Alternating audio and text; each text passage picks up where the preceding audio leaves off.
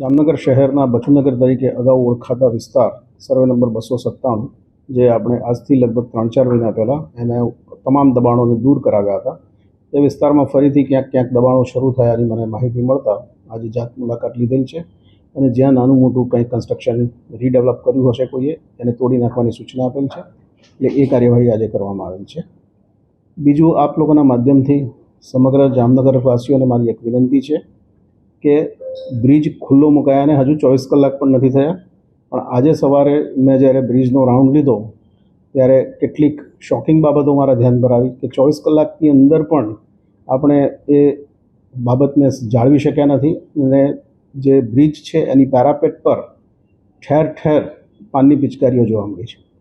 કોઈ પણ સારી નવી સગવડ હોય એને આપણે એન્જોય ચોક્કસ કરવી જોઈએ, પણ એને બગાડવી એ હું માનું છું કે શહેરના હિતમાં નથી, કારણ કે તમે જેટલી બગાડશો એટલું જ એને મેન્ટેન કરવાનો એક વધારાનો ખર્ચ આવશે। એટલે આપ લોકો સમજી શકો છો કે કોર્પોરેશનને જો કોઈ વધારાનો ખર્ચ કરવાનો થશે તો એ કોર્પોરેશન પર પૈસા ક્યાંથી લાવશે। ફાઇનલી ટેક્સ વધારવો પડે। આપ સૌને વિનંતી છે કે બ્રિજ ઉપર એને માણો પણ રસ્તા વચ્ચોવચ્ચ બ્રિજ ઉપર ક્યાંય ઊભા ન રહેવું જોઈએ અને ત્યાં ઊભા રહીને બ્રિજને ચક્કાજામ કરવાની કોઈ પ્રવૃત્તિ ન કરવી જોઈએ અને ત્યાં ખાસ ઊભા રહીને કોઈ થૂંકવાની પ્રવૃત્તિ કે પછી ગુટકાના કાગળો ત્યાં વિસ્તારવાની પ્રવૃત્તિ, આ બધી પ્રવૃત્તિઓથી દૂર રહેવું જોઈએ।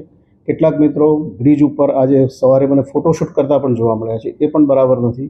એઝ વેલ એઝ એની ઉપર રેસિંગ સ્ટન્ટ કરવા કે પછી આપણે એની ઉપર રોંગ સાઈડમાં લોકોને જાણી જોઈને મુસાફરી કરતા પણ મેં આજે જોયા છે।